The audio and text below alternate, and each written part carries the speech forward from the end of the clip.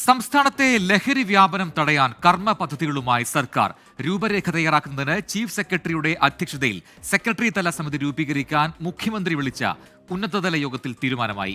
LP ക്ലാസുകൾ മുതൽ തന്നെ ലഹരി വിരുദ്ധ ബോധവൽക്കരണം തുടങ്ങണമെന്ന് യോഗത്തിൽ മുഖ്യമന്ത്രി നിർദ്ദേശിച്ചു.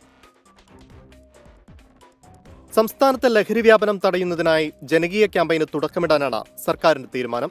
ഇപ്പോൾ ലഹരിക്കെതിരെ നടക്കുന്ന എല്ലാ പ്രചാരണ പരിപാടികളും സംയോജിപ്പിച്ച് ഏപ്രിൽ മാസം മുതൽ അതിവിപുലമായ ലഹരി വിരുദ്ധ ക്യാമ്പയിൻ നടപ്പാക്കുമെന്ന് മുഖ്യമന്ത്രി പിണറായി വിജയൻ അറിയിച്ചു.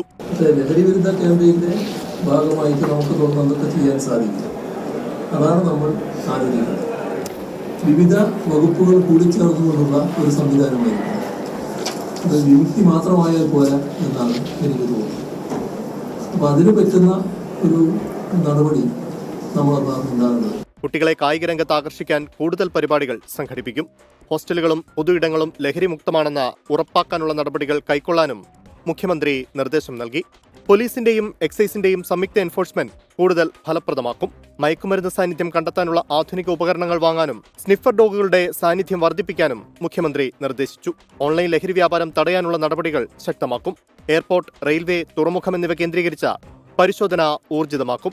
കൊറിയറുകൾ, പാഴ്സലുകൾ, ടൂറിസ്റ്റ് വാഹനങ്ങൾ തുടങ്ങി കേരളത്തിന്റെ അതിർത്തിയിലേക്ക് കടന്നുവരുന്ന വാഹനങ്ങൾ പരിശോധനയ്ക്ക് വിധേയമാക്കണമെന്നും മുഖ്യമന്ത്രി നിർദ്ദേശിച്ചു.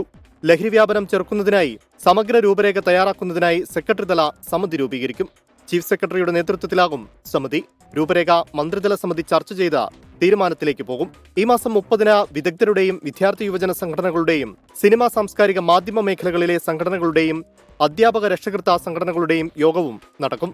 24 തിരുവനന്തപുരം.